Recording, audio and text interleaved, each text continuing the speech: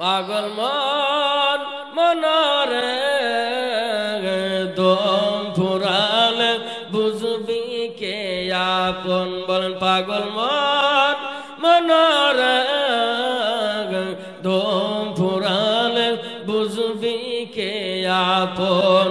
যার তুমি ভাবো আপন সেই তোমায় পারাবে কাফন, নিয়া যাবে অন্ধকারেতে। ঠিক কিনা বলে? যাকে আপনি আপন ভাবেন না কেন, এই লোকগুলোই আপনি যদি মারা যান, আপনার স্ত্রী পর্যন্ত, আপনার আপন ছেলে পর্যন্ত, তারা দেখা যাবে বলবে যে এই লাশকে বাহির করে তাড়াতাড়ি কবর রাখো। কথা বলেন ঠিক কিনা? এজন্য বলুন, যার তুমি ভাবো আপন সেই তোমায় পারাবে কাফন, নিয়া যাবে অন্ধকারেতে। পাগল মন মনরে দম ফুরালে বুঝবি কে আপন। ওযু গোসল করাইয়া জানা জানা মাঝ দিবে পড়াইয়া। ঠিক কিনা বলেন? ওযু গোসল করাইয়া সাদা কাফন দিবে পরাইয়া, নিয়া যাবে অন্ধকারেতে। পাগল মন মনরে দম ফুরালে বুঝবি কে আপন। লা ইলাহা, কার ভরসায় আসরে মন, কিসের করো আশা? এত সুন্দর বাড়ি একদিন ভেঙে যাবে তোমার বাসা। ঠিক কিনা বলে? কার ভরসায় আসরে মন, কিসের করো আশা? এত সুন্দর বাড়ি একদিন ভেঙে যাবে তোমার বাসা। ও তোমার গোনা দিন ফুরাইয়া যাবে, যৌবনে লাগবে ভাটি। ও তোমার গোনা দিন ফুরাইয়া যাবে, যৌবনে লাগবে ভাটি। ওই যে দেখো ডাকিতেছে তোমায় কবর মাটি। বলেন না? ওই যে দেখো ডাকিতেছে তোমায় সন্ধ্যার আগে যেদিন ডুববে রে বেলা, এক পালকে ভেঙে যাবে সেদিন রঙের মেলা। ঠিক কিনা বলে? সন্ধ্যার আগে যেদিন ডুববে রে বেলা, এক পালকে ভেঙে যাবে সেদিন রঙের মেলা। কার দিবা তুমি জোরে ধমক, কার দিবা তুমি জোরে ধমক, কার মাথায় লাঠির বারে?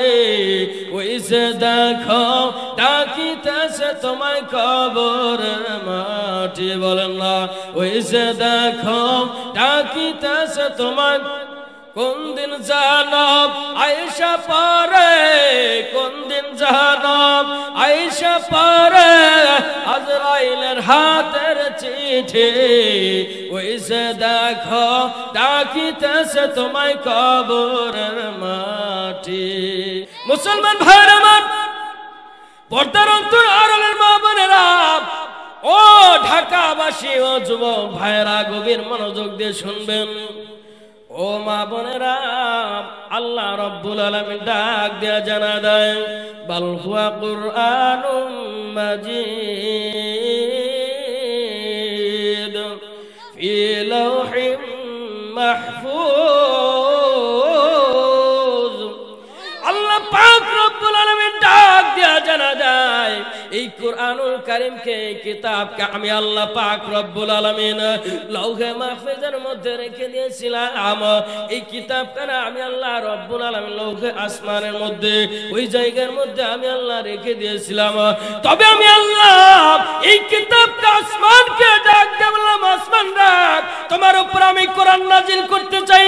কারণ এই কিতাবটা দুনিয়ার মধ্যে যখন যাবে, এই কিতাবকে আমল করে, এই কিতাব কিতাব মোতাবেক জীবন যাপন করে অবশ্যই আমি আল্লাহকে অবশ্যই চিনতে পারবে, অবশ্যই অবশ্যই তারা জান্নাতের মধ্যে যাইতে পারবে।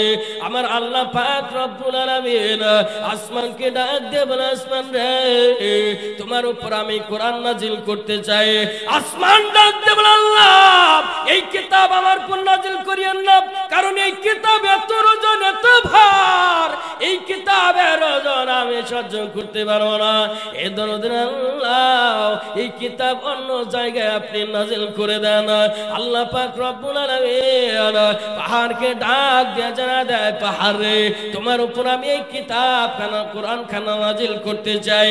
পাহাড় ডাক দিয়ে বলে, আল্লাহ রে ও মাবুদ রে এই কিতাবের ওজন আমি সহ্য করতে পারবো না। এক পালায় যদি কিতাবটা তুলে দেন, অপর পালায় যদি তামাম পৃথিবী তুলে দেন, দরদের আল্লাহ এই কিতাবের ওজনটাই অবশ্যই ভারী হবে। চিৎকার দিয়ে বলা যায় না সুবহানাল্লাহ। এই কিতাবের এত ওজন এত ভার, ও আল্লাহ হয়তো এর মধ্যে লেখা আছে, এর মধ্যে কাগজ আছে, কাগজের মধ্যে লেখা, তবে আল্লাহ এত সম্মান হিসেবে বানাইছো, এত দামি হিসেবে দুনিয়ার মধ্যে বানাইছো। আল্লাহ গো এই কিতাব তুমি আমার উপর নাজিল করিও না। আমার আল্লাহ পাক রব্বুল আলামিন একজন মানুষের মধ্যে এই কিতাবখানা নাজিল করলেন, তার নাম আল্লাহ রব্বুল আলামিন দুনিয়ার মধ্যে দিলেন। ওয়ামা আরসালনাকা ইল্লা রাহমাতাল লিল আলামিন। আল্লাহ পাক রব্বুল আলামিন ডাক দিয়া জানা দেয়, এমন একজন মানুষের মধ্যে আমি আল্লাহ কোরআন খানা সেট করে দিলাম, এমন একজন মানুষের মধ্যে আমি আল্লাহ পাক রব্বুল আলামিন কোরআনটা নাজিল করে দিলাম, যিনি হলো দুনিয়ার মধ্যে রহমত, যাকে আমি আল্লাহ দুনিয়ার মধ্যে বরকত দিয়ে প্রেরণ করেছি, যাকে আমি আল্লাহ দুনিয়ার মধ্যে এত রহমত দিয়ে প্রেরণ করে দিয়েছি, যেই লোকটা দুনিয়ার মধ্যে চলবে, যার আদর্শ শুনলে, যার চলে, যার আদর্শটা দেখলে মানুষ কালেমা পড়ে মুসলমান হবে। সুবহানাল্লাহ বলেন। যার কথা শুনে রে অবশ্যই সকলে তারা ভালো পথে আসবে, এমন একজন মানুষকে আমি দুনিয়ার মধ্যে দিয়ে দিলাম। এই লোকটার কথা মোতাবেক অবশ্যই দুনিয়ার মধ্যে মানুষ হালাল পথে চলবে। অবশ্যই এমন একজন লোকের মধ্যে কোরআন খানা ফিট করে দিলাম, যেই লোকটা দুনিয়ার মধ্যে কোরআন যখন প্রচার করবে, দুনিয়ার মধ্যে যখন কোরআন বলবে, কোরআন পড়তে থাকবে, অবশ্যই বিধর্মীরা এই কালেমা এই কোরআনের প্রচারটা শোনার পরও তাদের মনটা এমন গলে যাবে রে, অবশ্যই কোরআনটা শুনে অবশ্যই কালেমা পড়ে মুসলমান হবে। চিৎকার দিয়ে বলা যায় না সুবহানাল্লাহ। এই কিতাবের দাম আছে না নাই? আরেকটা জায়গা আছে না নাই? অবশ্যই এই কিতাবের আল্লাহ পাক রব্বুল আলামিন দাম দুনিয়ার মধ্যে রেখে দিয়েছে।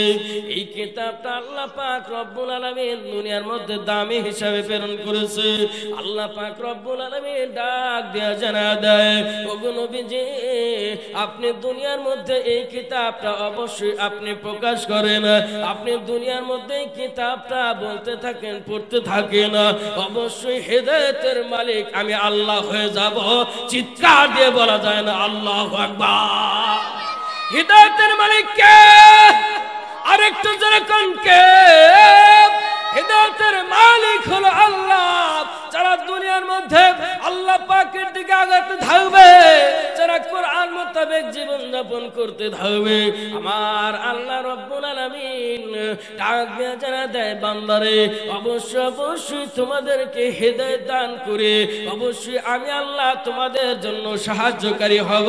চিৎকার দিয়ে বলা যায় না সুবহানাল্লাহ।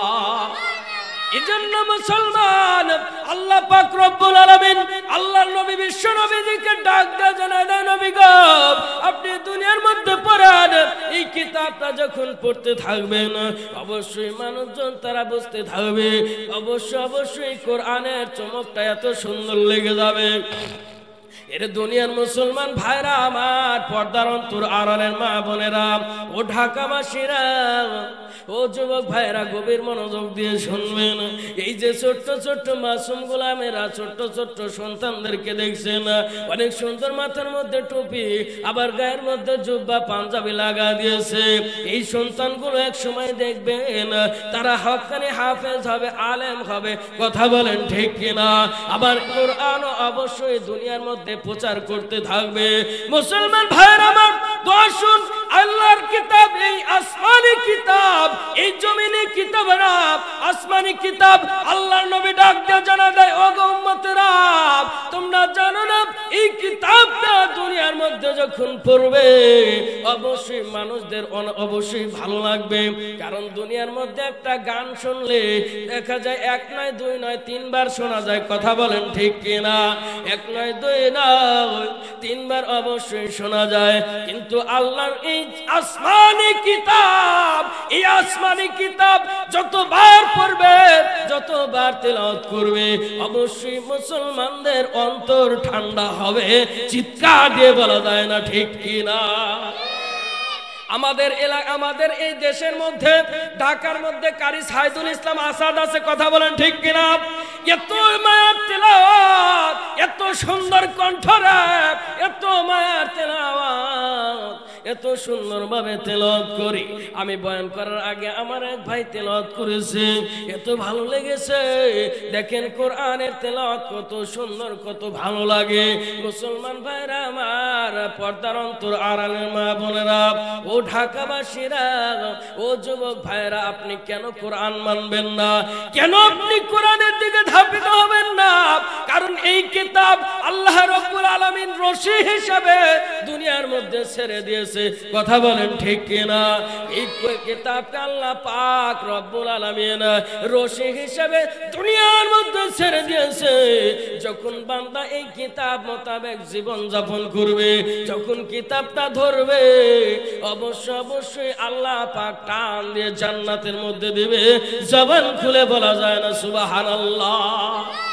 মুসলমান ভাইরা আমার, পর্দার অন্তর আড়ালের মা ও ঢাকাবাসীর যুবক ভাইরা, গভীর মনোযোগ দিয়ে শুনতে হবে। আমার আল্লাহ পাক রব্বুল আলামিন আল্লাহর নবীকে ডাক দিয়ে জানা দেয়, নবী গো, আপনি দুনিয়ার মধ্যে এরকম ভাবে কোরআন প্রচার করতে থাকেন।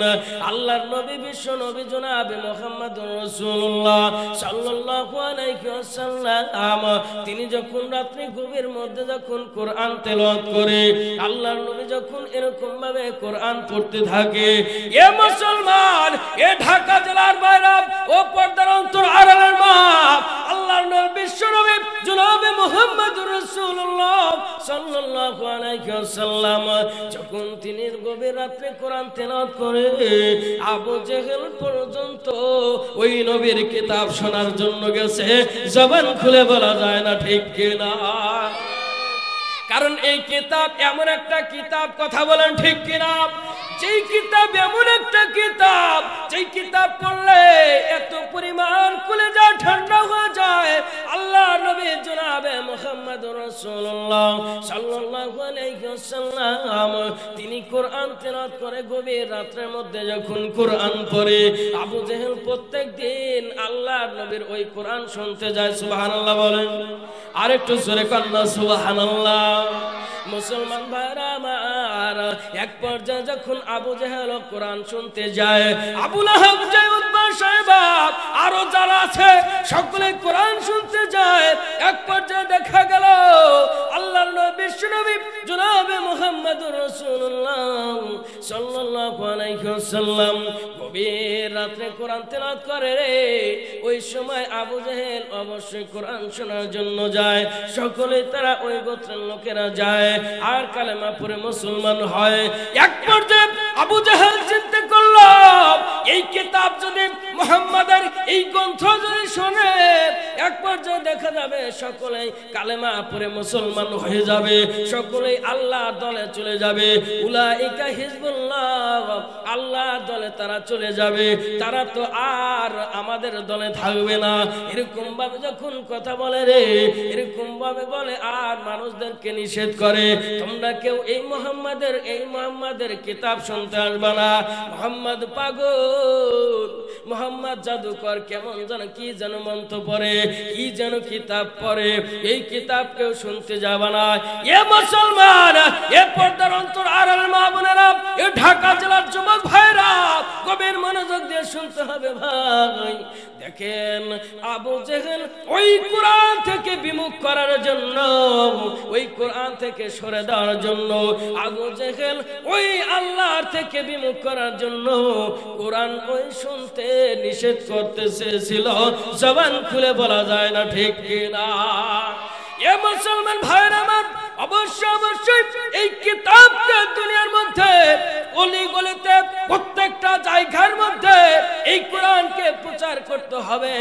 যারা কোরআনের বাধা দিবে, যারা কোরআনকে বন্ধ করবে, আরে মুসলমান ভাইরা আমার, পর্দার অন্তর আড়ালের মা বোনেরা, আবার আল্লাহ রাব্বুল আলামিন ডাক দিয়ে জানা দেয়, ও দুনিয়ার বান্দারা, এই কিতাবটা আমি আল্লাহ নাজিল করেছি, নিশ্চয় অবশ্যই আমি আল্লাহ হেফাজত করি। জবান খুলে বলা যায় না সুবহানাল্লাহ? হেফাজতকারী কে? আরেকটু জোরে কোন কে? হেফাজতকারী আল্লাহ। আল্লাহ পাক ডাক দিয়ে জানা দেয়, বান্দারে, এই কিতাব যারা দুনিয়ার মধ্যে পড়তে থাকবে, আমল করতে থাকবে, এই কিতাব যারা অবশ্যই দুনিয়ার মধ্যে আমল করতে থাকবে, অবশ্যই অবশ্যই বাধা বিঘ্ন আসবে, অবশ্যই জুলুম আসবে, অবশ্যই অত্যাচার আসবে, অবশ্যই অবশ্যই অনেক বিপদ আসতে পারে। তবে বান্দারে, যখন ঈমানের উপর অটল রেখে ওমাইয়া তাওয়াক্কাল আলাল্লাহ, আমি আল্লাহর উপর যখন ভরসা করে চলবে, অবশ্যই আমি আল্লাহ অবশ্যই অবশ্যই তাদের জন্য অবশ্যই অবশ্যই হেফাজত করব। চিৎকার দিয়ে বলা যায় না আল্লাহু আকবার? মুসলমান ভাইরা আমার, তখন এই কিতাব যারা দুনিয়ার মধ্যে যারা আমল করতে চলতে থাকবে, যারা আমল করে চলবে, অবশ্যই কোরআনের দিকে থাকবে। আল্লাহ পাক রব্বুল আলামিন ডাক দিয়ে জানা দেয়, বান্দারে, এটা হলো আমি আল্লাহ রশি নামে আমি আল্লাহ ছেড়ে দিয়েছে। যখন বান্দা দুনিয়ার মধ্যে কোরআনকে এরকম ভাবে যখন ধরতে থাকবে, কোরআনকে যখন মজবুত করে ধরবে, যখন পড়বে, যখন পড়ার জন্য সহযোগিতা করবে, আপনারা এই যে মাদ্রাসা, আপনাদের এই মাদ্রাসা অবশ্যই এখান থেকে হাফেজা হবে, আলেমা হবে, এখান থেকে আলেম হবে, হাফেজ হবে। এই যে সদকা জারিয়া প্রচার প্রসারিত করা, কথা বলেন ঠিক কিনা? কোরআন যখন এরকম ভাবে প্রচার হতে থাকবে, আমার আল্লাহ পাক রব্বুল আলামিন ডাক দেয়া জানা দেয়, বান্দারে, অবশ্যই এই প্রচারের জন্য আমি আল্লাহ কবুল করে অবশ্যই দুনিয়ার সমস্ত মানুষদেরকে আমি আল্লাহ পাক রব্বুল আলামিন অবশ্যই হেদায়েতের পথে রাখবো। জবান খুলে বলা যায় না সুবহানাল্লাহ? লা ইলাহা মুহাব্বতে লা ইলাহা,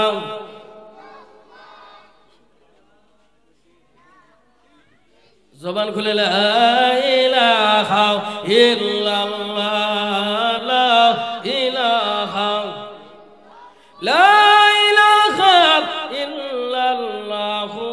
মুহাম্মাদুর রাসূলুল্লাহ সাল্লাল্লাহু আলাইহি ওয়াসাল্লাম।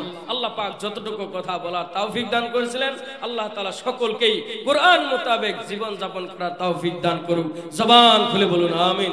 আমার জন্য দোয়া করবেন। সেই সিরাজগঞ্জ জেলা থেকে আপনাদের মধ্যে আসছিলাম, কিছু কথা আল্লাহ তাআলা বলার তৌফিক দান করেছিলেন। আপনার খুশি না বেজার? কারা কারা খুশি? দুই হাত তুলে আল্লাহকে দেখেন। নারায়ে তাকবীর, নারায়ে তাকবীর। কোরআন হাদিস যেখানে, আলেম ওলামা যেখানে, নারায়ে তাকবীর।